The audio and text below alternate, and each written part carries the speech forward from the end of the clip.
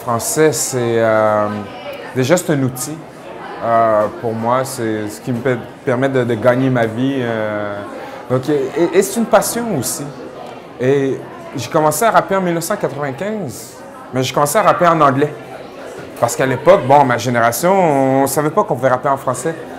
Et c'est en 2003 que j'ai décidé de rapper en français. C'est là que je me suis vraiment découvert une passion pour ma langue maternelle. Comment la travailler, comment jouer avec les subtilités, comment travailler avec les différents niveaux de compréhension, avec les rimes, les métaphores, etc. Et donc, c'est quelque chose qui m'a vraiment passionné.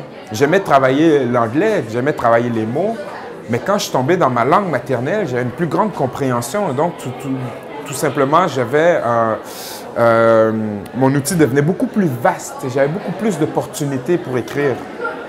Et puis, à la longue, la passion est devenue un métier.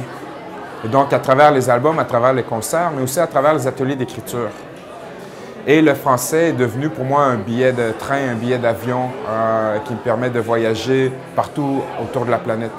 C'est grâce au français que j'ai pu visiter la Chine, le Japon, le Brésil, la Norvège, la Mauritanie, le Mali, que j'ai pu aller à Harvard, j'ai pu aller à MIT, à UCLA, à Columbia, à Howard, à Georgetown.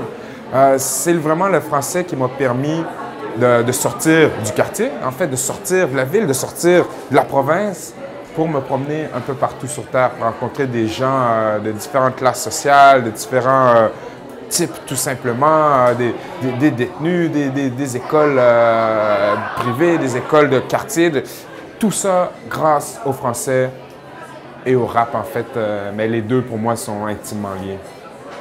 Aussi, je suis formé en histoire. Et avec le temps, en sortant de l'école, je me suis spécialisé sur l'histoire de la présence des Noirs et l'esclavage ici au Québec et au Canada depuis l'époque de Samuel de Champlain, depuis les débuts de la colonie française ici. Et donc, c'est quelque chose qui me passionne beaucoup, quelque chose dont on ne parle pas dans les cours ici, mais pourtant, le premier Africain à vivre au Québec est arrivé en 1629. Donc, vraiment, les premières décennies de la colonie. Et donc, pour moi, j'ai trouvé vraiment que c'était important d'en parler à travers des chansons, à travers des conférences et à travers des tours guidés aussi de la ville de Québec. Les tours Québec History X, qui est un 2 heures où je pars avec les gens et je marche dans la vieille ville, puis je montre un peu cette présence noire ici qui a été complètement javelisée. Et donc, tout simplement, le français, pour moi, devient un véhicule pour pouvoir transmettre ces connaissances-là et pour ainsi essayer de contribuer au changement des mentalités ici, donner une perspective différente de l'identité québécoise et canadienne en 2017.